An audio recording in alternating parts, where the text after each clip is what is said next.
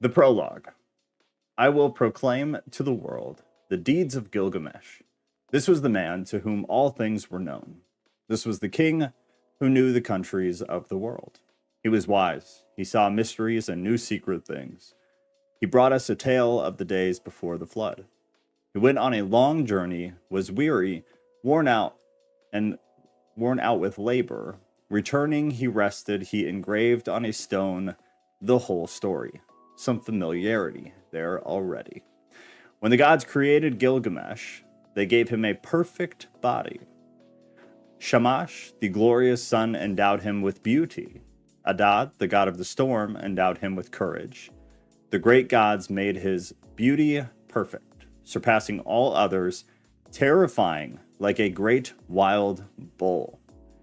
2/3 they made him God, and 1/3 they made him man, which is similar to other Egyptian stories that eventually we'll get to also. And you'll be able to see the parallel because there's quite a bit. In Uruk, he built walls, a great rampart, and the temple of blessed Aena, for the god of the firmament, Anu, and for Ishtar, the goddess of love. Look at it still today. The outer wall where the cornice runs, it shines with the brilliance of copper, and the inner wall, it has no equal. Touch the threshold, it is ancient. Approach Aena, the dwelling of Ishtar, our lady of love and war, the like of which no latter-day king, no man alike can equal.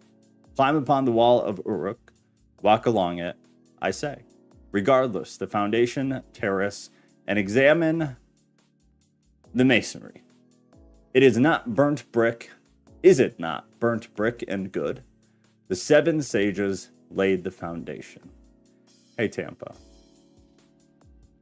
So they give us a map. Stretch of the ancient Near East of the Epic of Gilgamesh. The thing to keep in mind is these are also important locations for biblical history. We have the Red Sea, the Mediterranean Sea, the Black, Caspian, the Persian Gulf. Important stuff. Modern day Iraq, modern day Saudi Arabia. A map to have for other things as well. The coming of Enkidu. Gilgamesh went abroad in the world, but he met with none who could withstand his arms till he came to Uruk. But the men of Uruk muttered in their houses. The Gilgamesh sounds the tocsin for his arguments. His arrogance has no bounds by day or night. No son is left with his father, for Gilgamesh takes them all, even the children. Yet the king should be a shepherd to his people. His lust leaves no virgin to her lover, neither the warrior's daughter nor the wife of the noble. Yet this is the shepherd of the city, wise, comely, and resolute. These are the mutterings of the men of Uruk. David, you are the best reader in the world. I sound like I smoked cigarettes for many years, because I did, but not for many years, for like a handful of years. But I sound like I've been smoking for the past 82 years, but I appreciate it. Thank you very much. I should try to find a job reading audiobooks. As long as I have time to learn how to pronounce things properly, because I don't read out loud.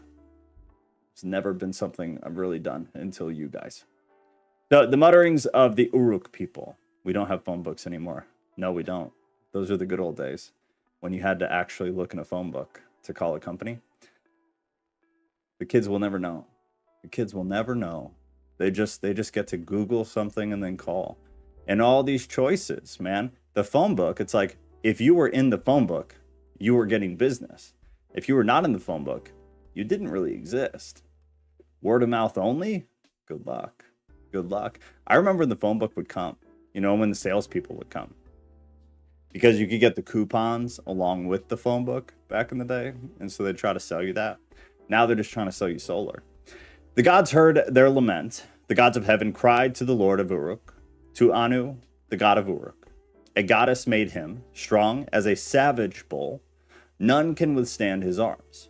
None could withstand his arm. So did he have like really sexy biceps or something? None could withstand his arms.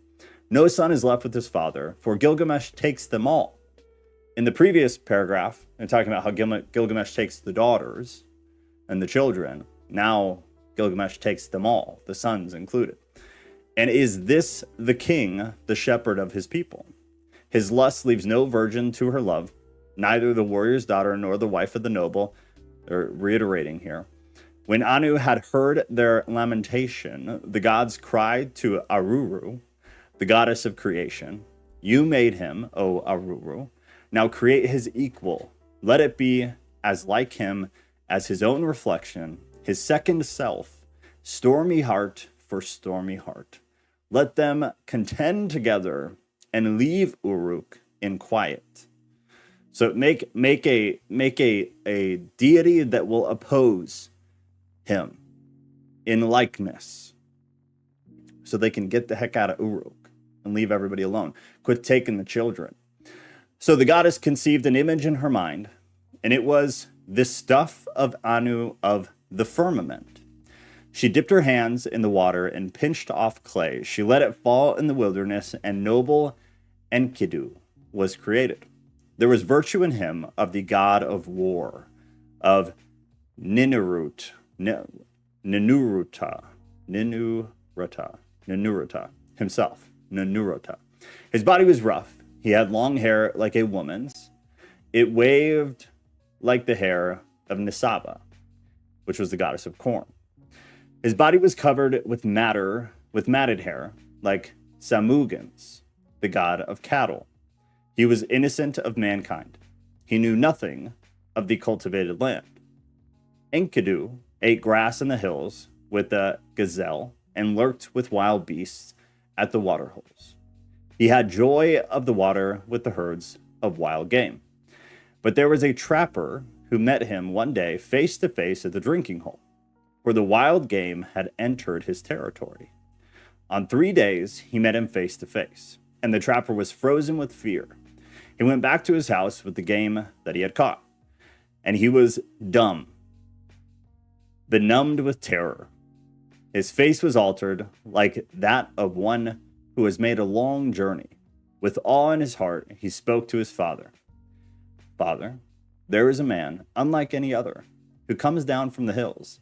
He is the strongest in the world. He is like an immortal from heaven. Ha. He ranges over the hills with wild beasts and eats grass. The ranges through your land and come down to the wells. I am afraid and dare not go near him. He fills in the pits which I dig and tears up my traps set for the game. Filling in the pits is literal, just to be clear. He's kicking dirt back in the hole traps that he's making. He helps the beasts to escape, and now they slip through my fingers. His father opened his mouth and said to the trapper, My son, in Uruk lives Gilgamesh. No one has ever prevailed against him. He is strong as a star from heaven. Go to Uruk, find Gilgamesh, extol the strength of this wild man. Ask him to give you a harlot, a wanton, from the temple of love. That's exactly what it sounds like. Return with her, and let her woman's power overpower this man. What truth this story speaks. When next he comes down to drink at the well, she will be there, stripped naked, and when he sees her beckoning, he will embrace her, and then the wild beasts will reject him. So, because he's been out in the field, like eating with them, right? So being one of them, he's in their zone, so they accept him. So the plan will cause the beasts to know that he is not one of them, and therefore reject him. Now the trapper returned, taking the harlot with him. After a 3 days journey, they came to the drinking hole, and there they sat down. The harlot and the trapper sat facing one another and waited for the game to come.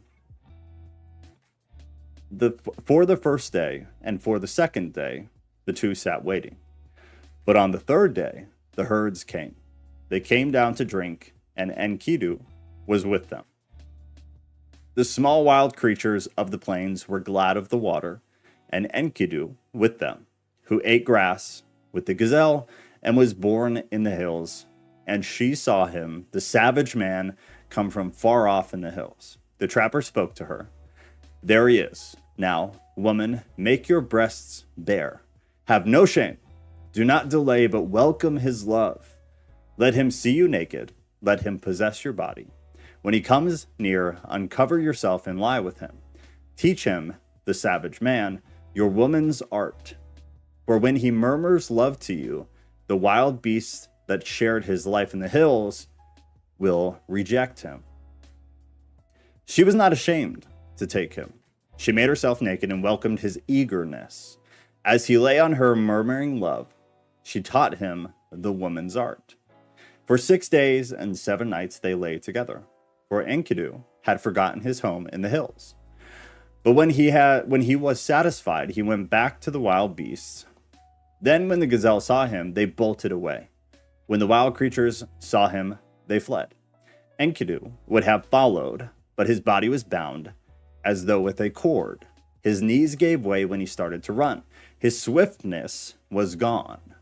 And now the wild creatures had all fled away. Enkidu was grown weak, for wisdom was in him, and the thoughts of a man were in his heart. So he returned and sat down at the woman's feet, and listened intently to what she said. You are wise, Enkidu, and now you have become like a god. Why do you want to run wild with the beasts in the hills? Come with me. I will take you to strong-walled Uruk, to the blessed temple of Ishtar and of Anu.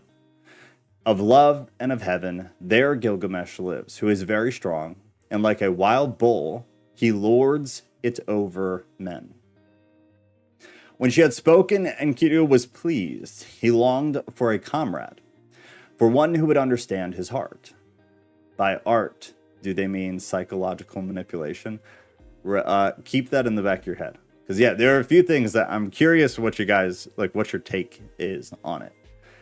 Because if you look up, like, commentaries, you'll see different interpretations. Some people just think it's just pure physical. To teach him the art is her basically, I don't know how to pro-socially say it, just teaching him of the intimacy of the sexes.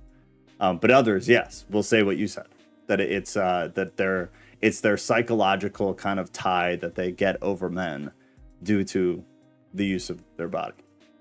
So good question. And I'm curious where everybody kind of lands on that. He lords it over men, blah, blah, blah, blah, blah, blah. Okay, we're right here. When she had spoken, Enkidu was pleased. He longed for a comrade, for one who would understand his heart. Come, woman, and take me to that holy temple, to the house of Anu and of Ishtar, and to the place where Gilgamesh lords it over the people.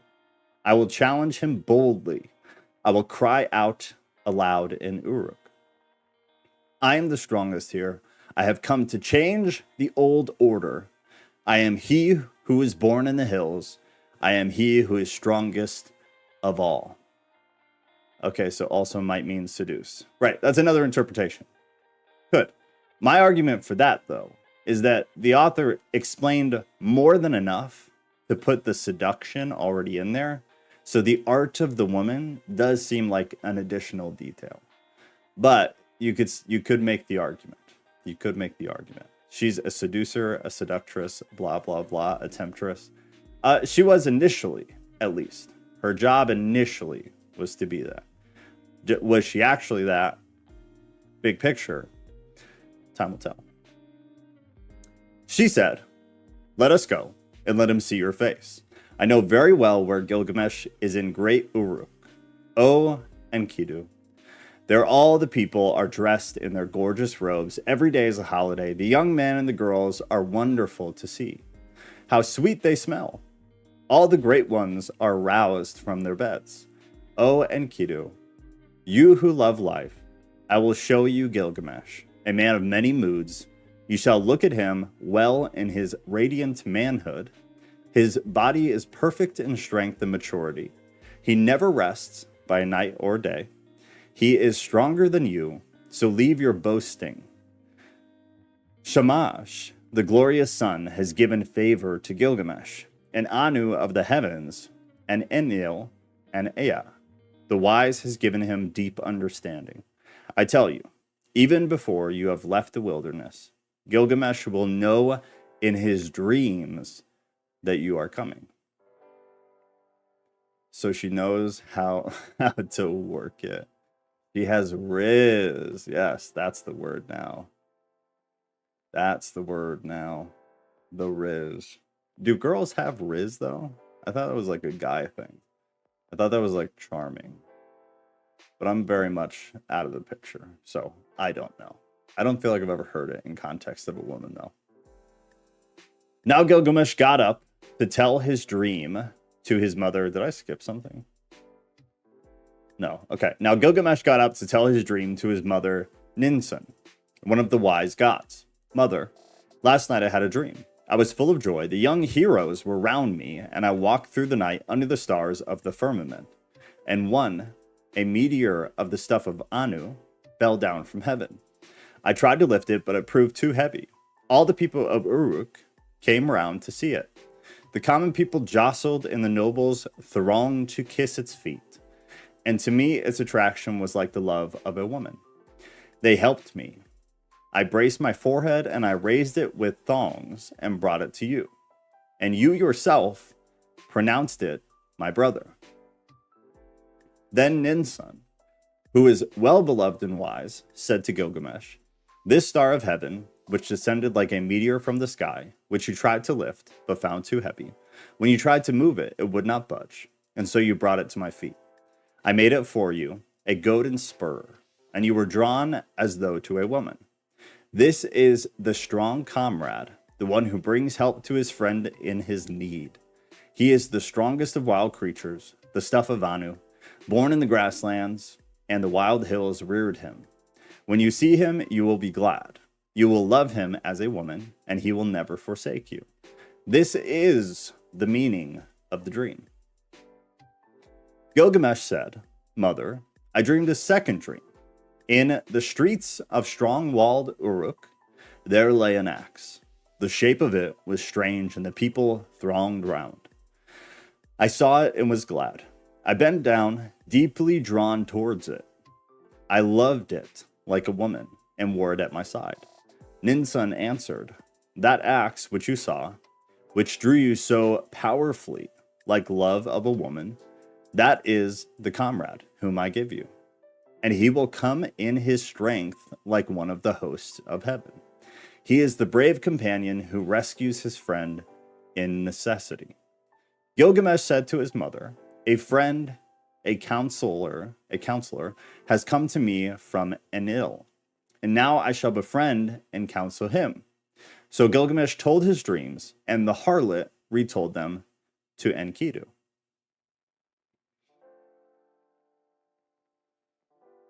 Charisma is what Riz is. Okay, that's what I thought. Because it's like charisma, like that's where I came from, right? I don't know what it is, and I ain't got it. Clearly, it can get people in trouble. But Riz? I feel like Riz gets a lot of people in trouble. I want to share mine with you. I got a lot of it. How does one attain Riz? And now she said to Enkidu, when I look at you, you have become like a god. Why do you yearn to run wild again with the beasts in the hills? Get up from the ground, the bed of a shepherd. He listened to her words with care. It was good advice that she gave. She divided her clothing in two, and with the one half she clothed him, and with the other herself. And holding his head, she led him like a child to the sheepfolds, into the shepherd's tent. There all the shepherds crowded around to see him. They put down bread in front of him, but Enkidu could only suck the milk of wild animals. He fumbled and gaped at a loss what to do or how he should eat the bread and drink the strong wine. Then the woman said, Enkidu, eat bread, it is the staff of life. Drink the wine, it is the custom of the land. So he ate till he was full and drank strong wine, 7 goblets, which is a lot. He became merry, his heart exulted, and his face shone. He rubbed down the matted hair of his body and anointed himself with oil. Enkidu had become a man. But when he had put on man's clothing, he appeared like a bridegroom. He took arms to hunt the lion so that the shepherds could rest at night. He caught wolves and lions, and the herdsmen lay down in peace. For Enkidu was their watchman. The strong man who had no rival. Shares virtual Riz. New Batman villain idea, the Rizzler. Dude, for one weekend, I don't know. I don't like flip through Instagram often, but one weekend I had Instagram open and I stumbled upon the page of a young gentleman who was writing songs using what is Gen Z, right? It's their talk, I think. Gen Z speak. And it was not parody. It wasn't supposed to be a joke. Very much serious. And the level of embarrassment that I felt for him, I was like blushing because I was so embarrassed listening to the stuff. There is a portion of this generation that is so lost. They are so broken. They need Jesus so bad. We have to do something. It was astonishing and painful. Hey, Mikkel. Okay. He was merry, living with the shepherds, till one day, lifting his eyes, he saw a man approaching. He said to the harlot, "Woman, fetch that man here. Why has he come? I wish to know his name." She went and called the man, saying, "Sir, where are you going on this weary journey?" The man answered, saying to Enkidu, "Gilgamesh has gone into the marriage house and shut out the people. He does strange things in Uruk, the city of great streets. At the roll of the drum, work begins for the men, and work for the women. Gilgamesh, the king, is about to celebrate marriage with the Queen of Love, and he still demands to be first with the bride, the king to be first and the husband to follow. For that was ordained by the gods from his birth, from the time the umbilical cord was cut. But now the drums roll for the choice of the bride, and the city groans." At these words, Enkidu turned white in his face. "I will go to the place where Gilgamesh lords it over the people. I will challenge him boldly, and I will cry aloud in Uruk. I have come to change the old order, for I am the strongest here." He said this before, and the harlot had kind of schooled him and told him, like, "Hey, little brother, I don't know if that's a great idea. Gilgamesh is kind of a badass." So we'll see how this goes. Now, Enkidu strode in front of the woman, followed behind. He entered Uruk, that great market, and all the folk thronged round him, where he stood in the street in strong-walled Uruk. But an arrogant badass. Well, no, Enkidu's being the arrogant one. Well, I guess, no, you're fair. They're both arrogant. Right now, though, Enkidu is being more arrogant because he wants to challenge Gilgamesh. Gilgamesh on the other end is being told by his mother, the deity, that this is his brother and that it's going to be good. You have these two parallel kind of stories that are not going in the same direction. So when they meet, problematic. The people jostled, speaking of him, they said, "He is the spit of Gilgamesh. He is shorter. He is bigger of bone," which means fat. "This is the one who was reared on the milk of wild beasts. His is the greatest strength." The men rejoice. Now Gilgamesh has met his match. This great one, this hero, whose beauty is like a god. He is a match even for Gilgamesh. In Uruk, the bridal bed was made, fit for the goddess of love. The bride waited for the bridegroom, but in the night Gilgamesh got up and came to the house. Then Enkidu stepped out. He stood in the street and blocked the way. Mighty Gilgamesh came on, and Enkidu met him at his gaze. He put out his foot and prevented Gilgamesh from entering the house. So they grappled, holding each other like bulls. They broke the doorposts, and the wall shook. They snorted like bulls locked together. They shattered the doorpost, and the walls shook. Gilgamesh bent his knee, with his foot planted on the ground, and with a turn, Enkidu was thrown. Then immediately his fury died. When Enkidu was thrown, he said to Gilgamesh, "There is not another like you in the world. Ninsun, who is strong as a wild ox in the byre, she was the mother who bore you, and now you are raised above all men. And Enlil has given you the kingship, for your strength surpasses the strength of men." So Enkidu and Gilgamesh embraced, and their friendship was sealed. That is section 1. Who is the author? Hold on. The author for this isn't the author. I guess, what are you actually asking for? The actual author, there's a lot of argument about it, just like the Bible. They're fighting for alpha male title. They're fighting for kingship. So yes, in a sense, but with the theological side to it, you have the deity aspect to it. N.K. Sanders is who put this together, but that's not the author. I don't trust anybody who says we know who wrote this text, personally. I don't think we have it here. There's a list that I found once.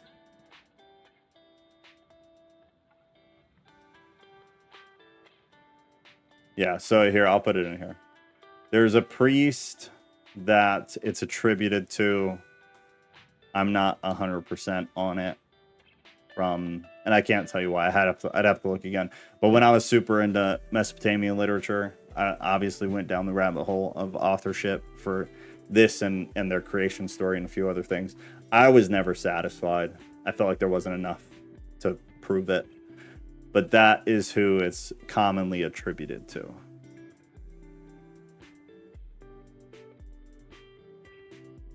Gilga, one of the last giants, right? I'm glad you said that. I think there's a lot to glean from this and other texts. And I think the concept of the giant is one of those things that's very interesting. Enlil of the mountain. This is the forest journey. The father of the gods, allegedly a bloke named, yeah, he was a priest. I don't know about it, though. I think if you go down that hole, you'll probably be disappointed with how much they have to back it. The father of the gods had decreed the destiny of Gilgamesh. So Gilgamesh dreamed, and Enkidu said, "The meaning of the dream is this. The father of the gods has given you kingship. Such is your destiny. Everlasting life is not your destiny. Because of this, do not be sad at heart. Do not be grieved or oppressed. He has given you power to bind and to loose, to be the darkness and the light of mankind. He has given you unexampled supremacy over the people, victory in battle from which no fugitive returns, in forays and assaults from which there is no going back. But do not abuse this power. Deal justly with your servants in the palace. Deal justly before Shamash." The eyes of Enkidu were full of tears, and his heart was sick. He sighed bitterly, and Gilgamesh met his eyes and said, "My friend, why do you sigh so bitterly?"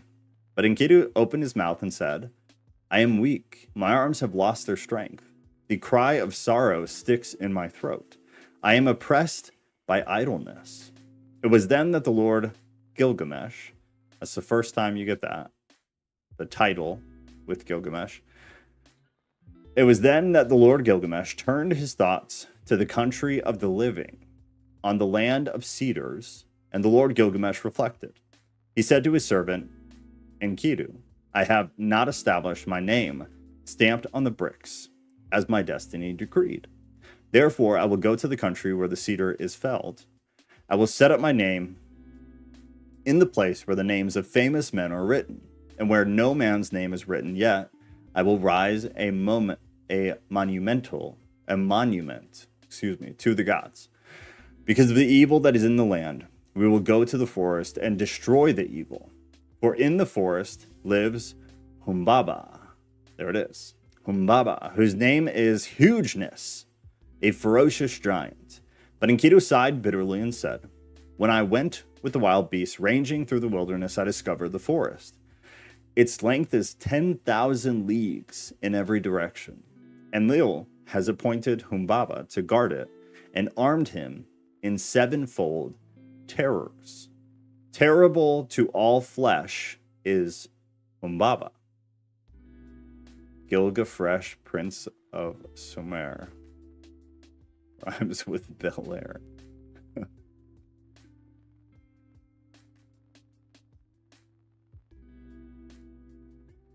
Maybe the Nephilim toddler grew up.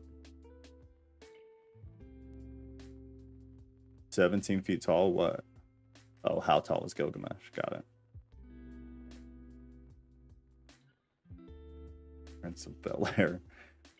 Terrible all flesh is Humbaba. When he roars, it is like the torrent of the storm. His breath is like fire. His jaws are death itself. He guards the cedars so well that when the wild heifer stirs in the forest, though she is 60 leagues distant, he hears her. What man would willingly walk into the country and explore its depths? I tell you, weakness overpowers whoever goes near it. It is not an equal struggle when one fights with Humbaba. He is a great warrior, a battering ram. Gilgamesh, the watchman of the forest, never sleeps. He never stopped wearing diapers. Terrifying. Gilgamesh replied, when is the man who can clamber to heaven? Only the gods live forever with glorious Shamash. But as for us men, our days are numbered. Our occupations are a breath of wind. How is this? Already you are afraid. I will go first, although I am your lord, and you may safely call out. Forward! There is nothing to fear. Then if I fall, I leave behind me a name that endures. Men will say of me, Gilgamesh has fallen in fight with ferocious Humbaba. Long after the child has been bony in my house, they will say it and remember. They'll remember me, the pride. Enkidu spoke again to Gilgamesh. O my lord, if you will enter that country, go first to the hero, Shamash. Tell the sun god, for the land is his. The country where the cedar is cut belongs to Shamash. Humbaba keeps showing up in our dreams. What do you mean? Humbaba keeps showing up in a handful of things that we've been doing lately. Gilgamesh took up a kid, white without spot, and a brown one with it. He held them against his breast, and he carried them into the presence of the sun. He took in his hand his silver scepter, and he said to glorious Shamash, I am going to that country, O Shamash, I am going. My hands supplicate, so let it be well with my soul, and bring me back to the quay of Uruk. Grant, I beseech, your protection, and let the omen be good. Glorious Shamash answered, Gilgamesh, you are strong, but what is the country of the living to you? Dreams of paradise. Got it. Got it. Don't you mean nightmares, Rodriguez said. O Shamash, hear me, Shamash. Let my voice be heard. Here in the city, man dies, oppressed at the heart. Man perishes with despair in his heart. I have looked over the wall, and I see the bodies floating on the river, and that will be my lot also. Indeed, I know it is so. For whoever is tallest among men cannot reach the heavens, and the greatest cannot encompass the earth. Therefore, I would enter that country, because I have not established my name stamped on brick as my destiny decreed. I will go to the country where the cedar is cut. I will set up my name where the names of famous men are written, and where no man's name is written. I will raise a monument to the gods. The tears ran down his face, and he said, Alas, it is a long journey that I must take to the land of Humbaba. If this enterprise is not to be accomplished, why did you move me, Shamash, with the restless desire to perform it? How can I succeed if you will not secure me? If I die in that country, I will die without rancor. But if I return, I will make a glorious offering of gifts and a praise to Shamash. So Shamash accepted the sacrifice of his tears. Like the compassionate man, he showed him mercy. He appointed strong allies for Gilgamesh, sons of one mother, and stationed them in the mountain caves. The great winds he appointed, the north wind, the whirlwind, the stone and the ice wind, the tempest and the scorching wind, like vipers, like dragons, like a scorching fire, like a serpent that freezes the heart, a destroying flood, and the lightning's fork, such were they, and Gilgamesh rejoiced. He went to the forge and said, I will give orders to the armorers. They shall cast us our weapons while we watch them. So they gave orders to the armorers, and the craftsmen sat down in conference. They went into the groves of the plain and cut willow and boxwood. They cast for them axes of 90 pounds, and great swords they cast with blades of 60 pounds each one, with pommels and hilts of 30 pounds. They cast for Gilgamesh the axe labeled Might of Heroes, and a bow of Anshan. And Gilgamesh was armed, and Enkidu was armed, and Enkidu, and the weight of the arms they carried was 30 pounds. So they were both armed. That did not roll through my head the way that it was intended. The people collected, and the counselors in the streets and in the marketplace of Uruk. They came through the gate of 7 bolts, and Gilgamesh spoke to them in the marketplace. I, Gilgamesh, go to see that creature of whom such things are spoken, the rumor of whose name fills the world. I will conquer him in his cedar wood, and show the strength of the sons of Uruk. All the world shall know of it.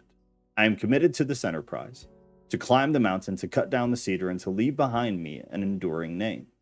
The counselors of Uruk, the great market, answered him, Gilgamesh, you are young. Your courage carries you too far. You cannot know what this enterprise means. Which you plan. We have heard that Humbaba is not like men who die. His weapons are such that none can stand against them. The forest stretches for 10,000 leagues in every direction. Who would willingly go down to explore its depths? As for Humbaba, when he roars it is like the torrent of the storm. His breath is like fire, and jaws are death itself. Why do you crave to do this thing, Gilgamesh? It is no equal struggle when one fights with Humbaba, that battering ram. When he heard these words of the counselors, Gilgamesh looked at his friend and laughed. How shall I answer them? Shall I say I am afraid of Humbaba? I will sit at home all the rest of my days? Then Gilgamesh opened his mouth again and said to Enkidu, My friend, let us go to the great palace, to Egalma, and stand before Ninsun, the queen. Ninsun was wise and with deep knowledge. She will give us counsel for the road we must go. They took each other by the hand as they went to Egalma, and they went to Ninsun, the great queen. Gilgamesh approached. He entered the palace and spoke to Ninsun. Ninsun, will you listen to me? I have a long journey to go, to the land of Humbaba. I must travel an unknown road and fight a strange battle. For the day I go until I return, till I reach the cedar forest and destroy the evil which Shamash abhors, pray for me to Shamash. The marketplace. Yeah, that's always gotten me. That's always really stood out to me.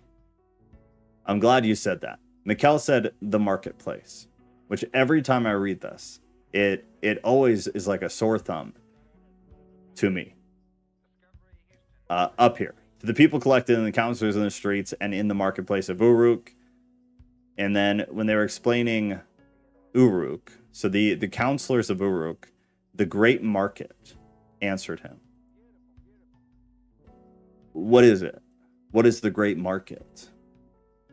In the streets, in the marketplace of Uruk, and then the sentence itself is awe-inspiring in a sense. The counselors of Uruk, the great market, answered him.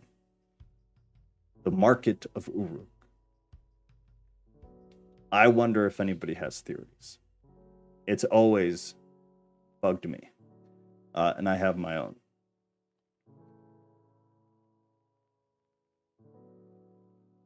Here?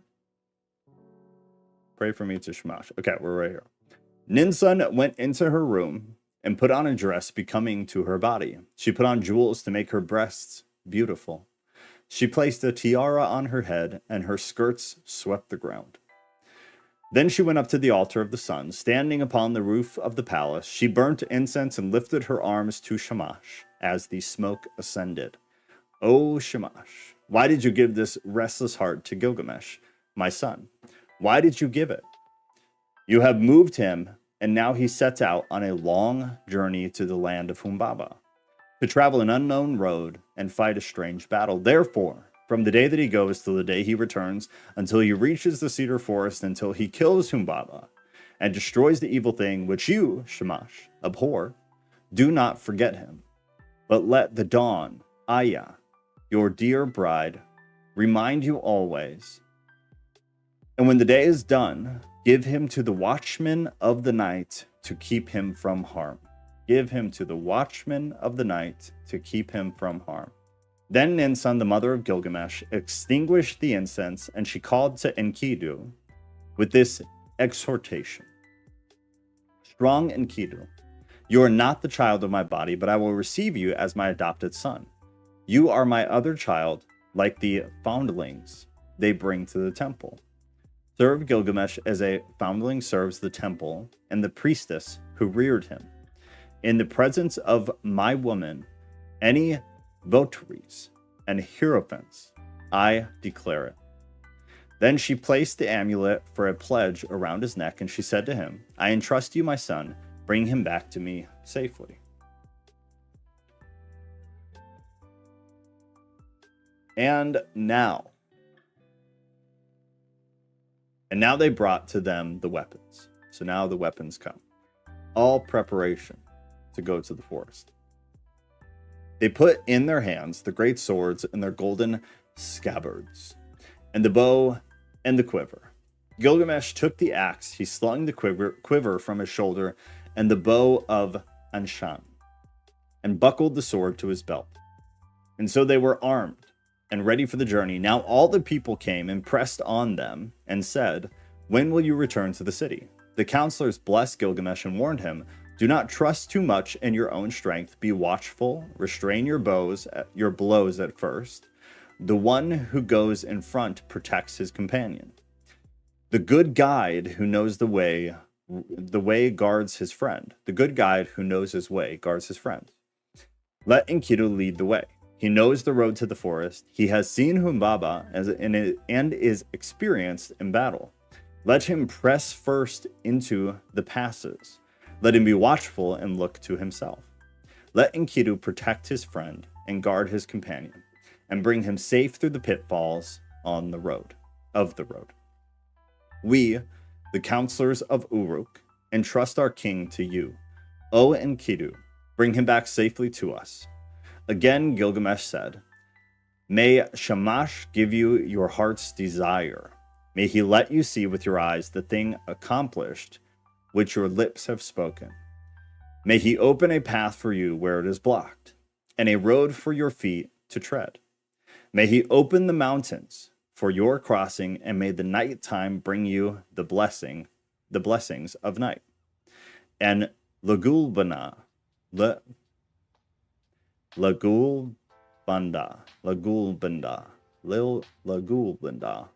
that one I don't have. Sorry, y'all. Your guardian god, stand beside you for victory. May you have victory in the battle as though you fought with the child. Wash your feet in the river of Humbaba, to which you are journeying, In the evening, dig a well, and let there always be pure water in your water skin. Offer cold water to Shamash, and do not forget Lagulbanda. Lagulbanda. I'll have to look that one up when we're done. Mikhail said the marketplace usually symbolizes the worldly life, the world's socioeconomic structure, where we're constantly trying to sell ourselves to others. Right. The interesting thing to me, the reason it stood out, is because the beginning of the paragraph, they're using it literally.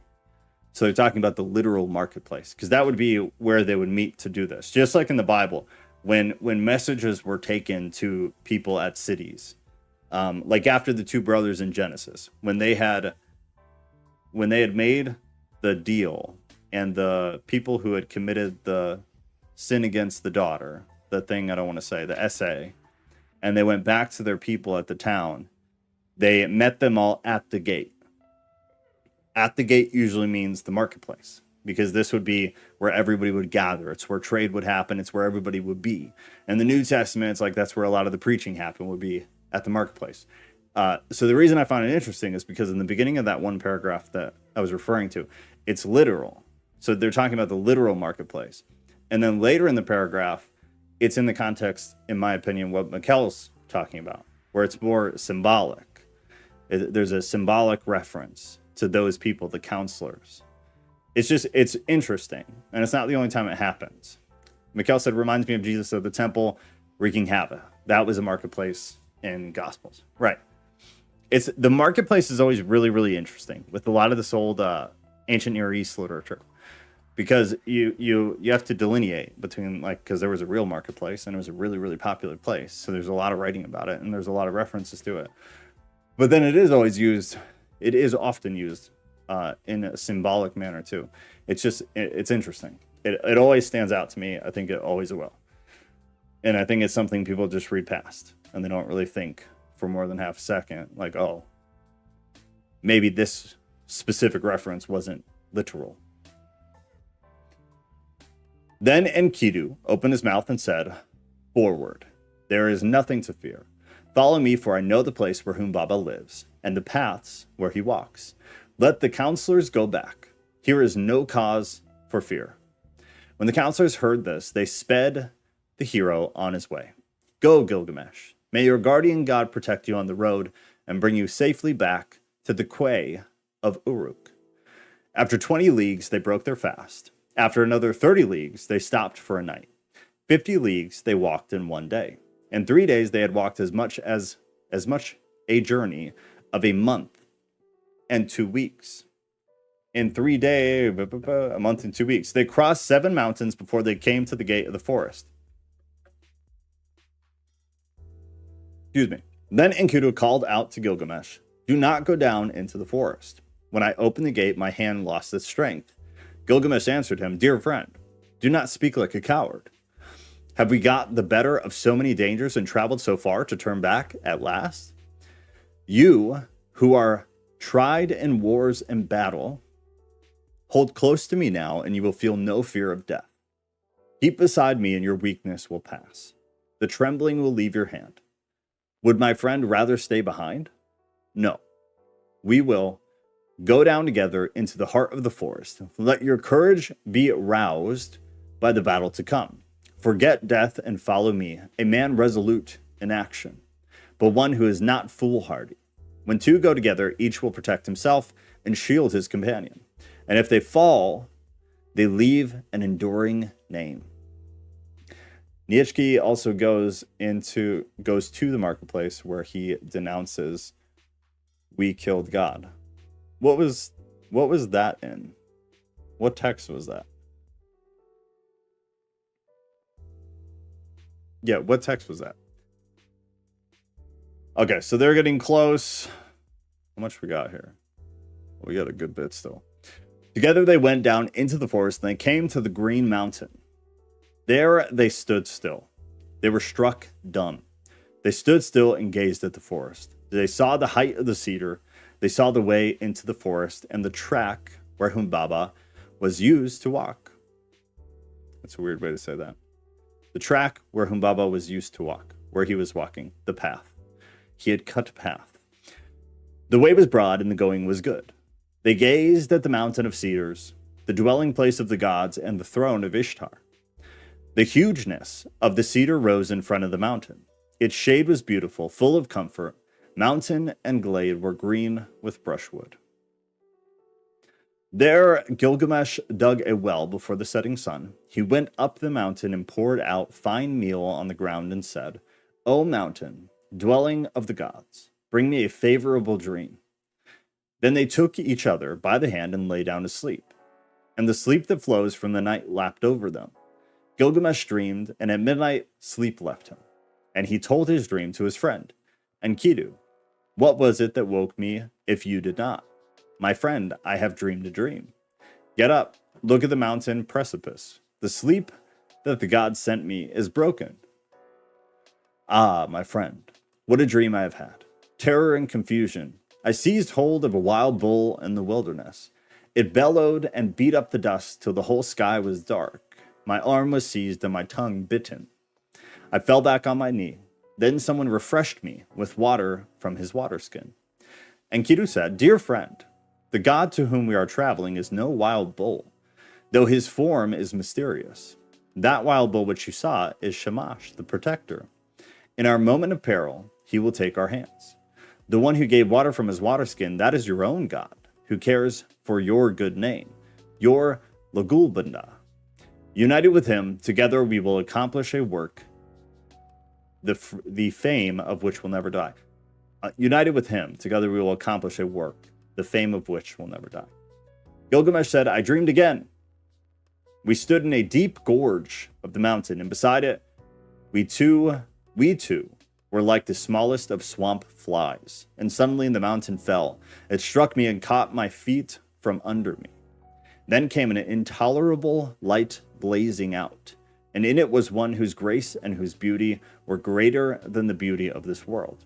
He pulled me out from under the mountain. He gave me water to drink, and my heart was comforted, and he set my feet on the ground. Then Enkidu, the child of the plains, said, Let us go down from the mountain and talk this thing over together. He said to Gilgamesh, the young god. These are new titles. That's worth pointing out. Enkidu, the child of the plains, has not been said yet. And Gilgamesh, the young god, I don't believe has been said yet. Your dream is good. Your dream is excellent. The mountain which you saw is Humbaba. Now surely we will seize and kill him. Throw his body as the mountain fell on the plain. The next day, after 20 leagues, they broke their fast. And after another 30, they stopped for the night. They dug a well before the sun had set, and Gilgamesh ascended the mountain. He poured out fine meal on the ground and said, O mountain, dwelling of the gods, send a dream for Enkidu. Make him a favorable dream. The mountain fashioned a dream for Enkidu. It came, an ominous dream. A cold shower passed over him. It caused him to cower like the mountain barely under a storm of rain. But Gilgamesh sat with his chin on his knee, till the sleep which flowed over all mankind lapped over him. Then at midnight sleep left him. He got up and said to his friend, Did you call me? Or why did I wake? Did you touch me? Or why am I terrified? Did not some god pass by? For my limbs are numb with fear. My friend, I saw a third dream, and this dream was altogether frightful.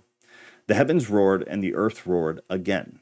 Daylight failed, and darkness fell.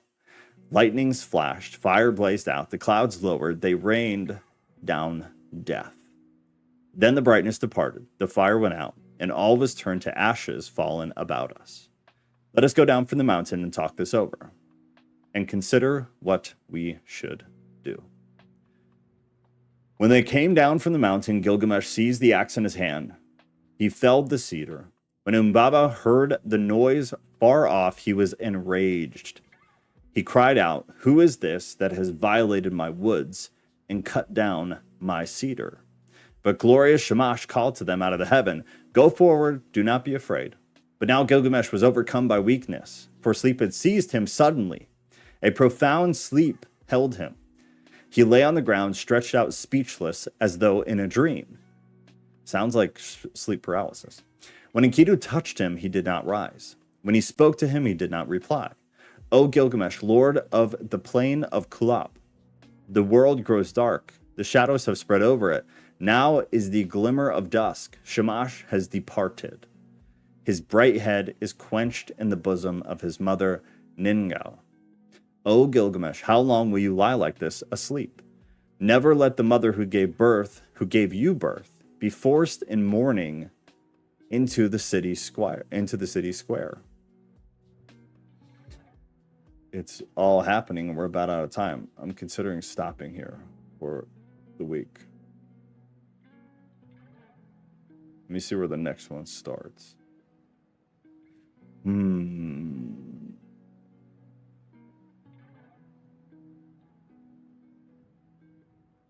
Yeah, I think we're going to stop here. I think we're going to wait.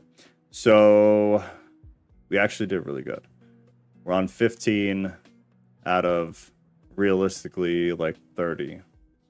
So this may just be a couple of weeks for us. We will see. But that's it. And I know everybody's got stuff going on. So if anybody has anything, now's the time. Otherwise, we're going to keep it at a clean hour. Sunday, we're doing our normal stuff, Genesis. If you're watching this later and you're not a part of our group and you have no idea what I'm talking about, there's a link to the Discord pinned in the live chat. There's also a link in the description of the video.